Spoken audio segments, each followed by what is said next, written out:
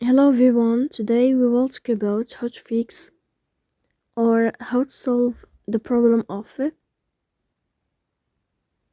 emulated on the application of Tinder. We go to settings. Here in this page we go to apps, default apps, app settings.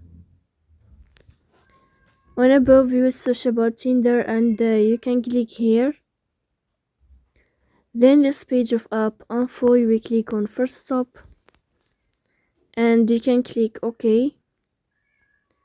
Then we will enter to the window of storage. Here you can click on clear cache, but pay attention, don't click clear data because that can delete your account. In the end you can turn off your Wi-Fi and you can turn on your Wi-Fi again to fix that problem. So please don't forget to support us by like and subscribe.